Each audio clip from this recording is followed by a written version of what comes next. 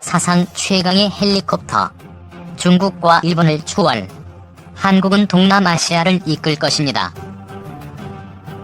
지구 최강 아파치 가디언 4조 들여 더 늘린다는 군. 한국이 2020년대 동아시아 최대 AH-64 아파치 보유 국가로 등장한다. 지상 공중전 모두 가능한 최강 발력. 일본보다 7배 많은 수량 보유 압도. 국내 개발 헬기 투입하자는 목소리. AH-64 아파치 공격 헬기가 목표를 향해 하이드라 로켓을 사격하고 있다. 15일 복수의 정부 소식통에 따르면 국방부와 합동참모본부는 육군의 아파치 가디언 추가 구매 사업을 장기 전역 소요로 결정했다. 아파치 가디언 추가 구매 사업은 앞으로 소요 검증을 거쳐 국방중기 계획으로 확정되면 예산이 반영된다.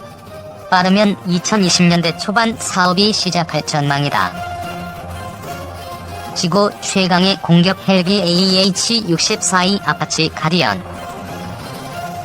가장 최신 아파치 기종인 AH-64E 아파치 가디언은 지구 상위 공격 헬기 중 최강을 자랑한다. 눈, 주먹, 몸집 중 어디 하나 빠지지 않기 때문이다. AH-64E 아파치 가디언 편대가 활주에서 이륙하고 있다. 가장 앞에서 비행하는 롱보우는 개량 센서와 레이더를 갖추고 있다.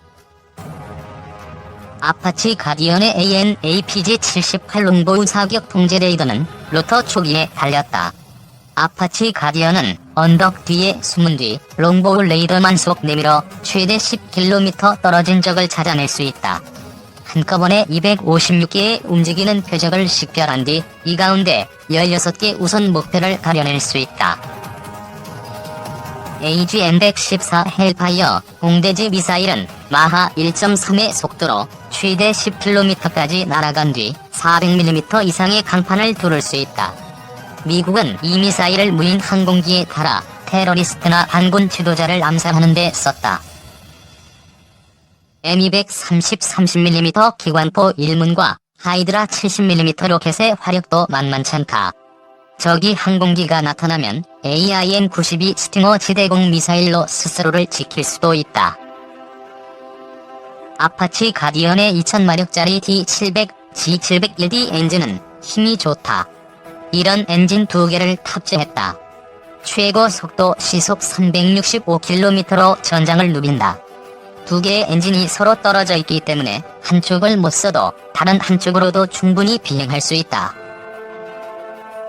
볼조와 장갑이 튼튼하기 때문에 매듭이 세다. 14.5mm 중기관 정도 막아낼 정도다.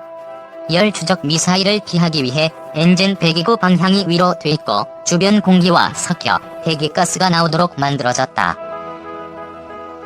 공격 헬기 아파치 가디언. 그래픽 신재민 기자. 아파치 가디언은 한마디로 미국 인디언 부족 중 가장 용맹하다는 아파치를 딴 별명 그대로인 공격 헬기다. 현재 육군은 아파치 가디언 36대를 보유하고 있다. 18대를 1개 대대로 해서 2개 대대 분량이다.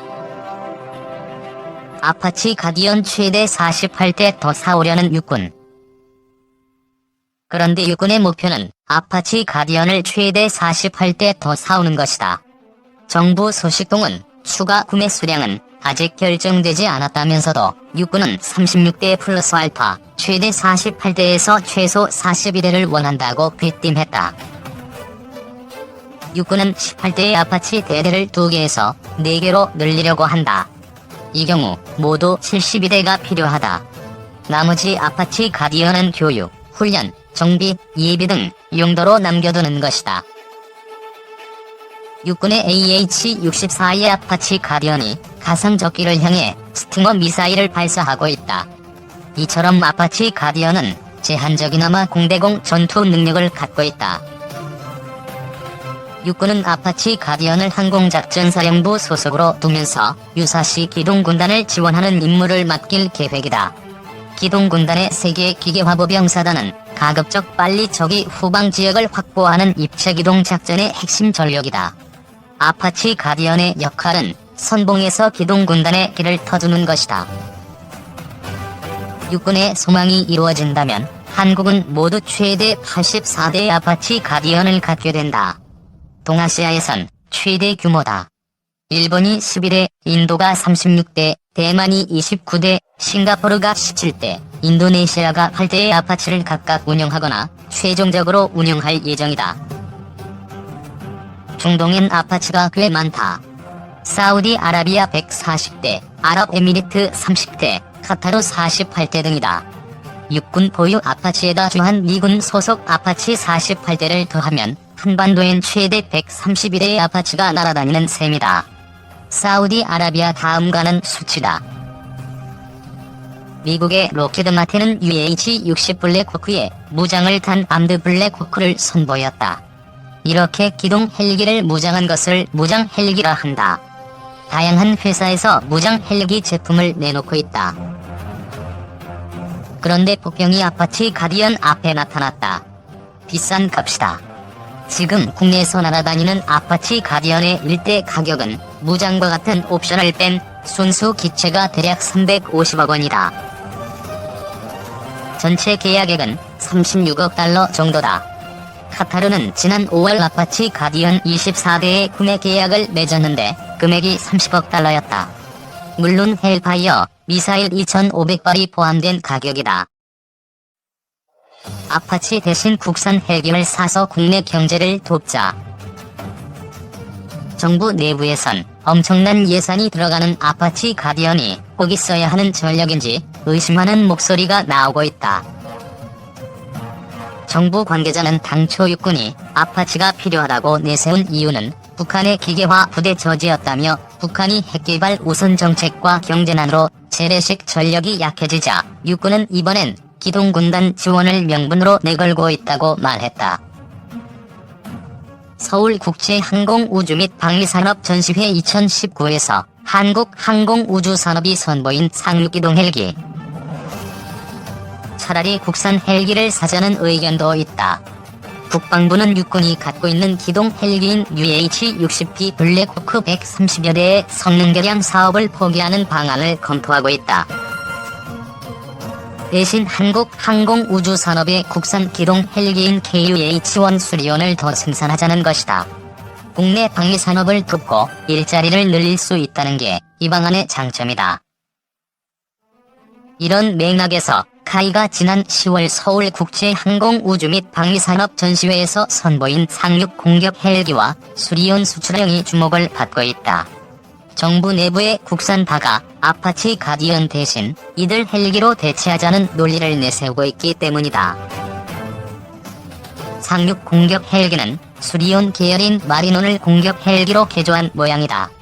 마리논에다 전술항법 장치와 표적 획득 제시 체계를 탑재한다. 또 20mm 기관포를 동체 아래에 단다. 양쪽엔 무장을 장착할 수 있는 스터브윙이 보인다. 카이는 공대지 유도 미사일, 공대공 유도 미사일 등을 운영할 수 있다고 설명하고 있다. 서울국제항공우주 및 방위산업 전시회 2019에서 한국 항공우주산업이 선보인 수리온이 수출형 해병대의 상륙공격 헬기로 채택될 가능성이 크다. 사진은 수리온 수출형이 무장한 헬파이어 미사일. 수리온 수출형은 기관포는 없지만 양옆에 스터브윙에 각종 미사일이나 로켓을 달 수 있다. 본격적인 공격 헬기를 수입할 여력이 없는 국가를 위해 만든 기종이다. 현재 시제기 시험 평가를 마무리했다고 한다. 아파치 가디언 vs 국산 헬기. 2020년대 육군은 아파치 가디언과 국산 헬기 중 어떤 것을 골라야 할까? 양쪽 입장을 들어봤다. 아파치 가디언 AH-64 아파치. 열상 장비로 야간에도 위력 수색을 할 수 있다. 아프가니스탄에서 탈레반이 꼼짝 못하는 이유였다. 장사정포를 타격하는 대화력전 임무를 지원할 수 있다. 표적을 신속히 탐지한 뒤 타격할 수 있으며 적이 중심에 들어가 탐지한 표적을 포병이나 공군에 연동해 화력을 유도할 수 있다. 충격 효과가 있다. 전장에 아파치 가디언이 나타났다는 사실만으로 아군은 안심하고 적은 불안해한다. 국산 헬기.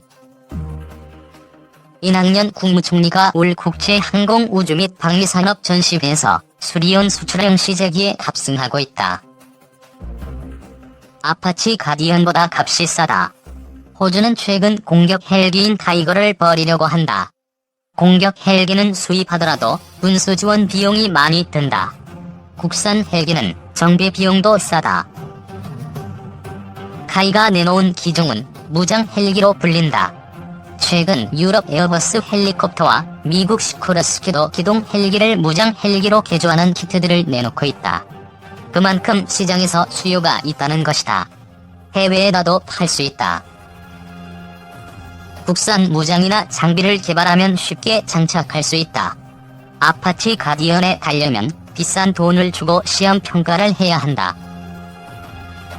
또 다른 정부 관계자는 아파치 가디언을 사오더라도 국내에 남는 게 하나도 없다면서 국내 기술이 점점 좋아지고 있다. 아파치 가디언 추가 도입 사업을 추진하는 2020년대 초반엔 격차가 거의 없을 것이라고 말했다. 반면 군 관계자는 우리도 가급적 국산 무기를 사고 싶다라면서도 그러나 국산 무기를 도입하려면 74개의 단계를 거친다. 반면 해외 무기는 36개에 불과하다고 말했다. 그는 국산 무기는 방산 비리 때문에 절차가 엄격해져 74개 단계 중 어떤 한 단계에서 멈추거나 늦춰질 가능성이 크다면서 당장 무기가 필요한데 사업이 늦어지면서 결국 군에 피해가 갈 수밖에 없다고 말했다. 군사 전문 자유기고가인 최현호 씨는 무기를 도입하는 데 있어서 국산과 외산이 경쟁하는 경우가 늘고 있다. 그만큼 한국의 방위산업 포트폴리오와 경쟁력이 향상하고 있다는 것이라면서도 군이 요구하는 요구 조건을 충족하기 위해서 무엇이 필요한지는 치우침 없이 냉정한 평가가 필요하다고 말했다. 시청해주셔서 감사합니다. 호스팅이 도움되셨다면 구독하기를 꾹 눌러주세요.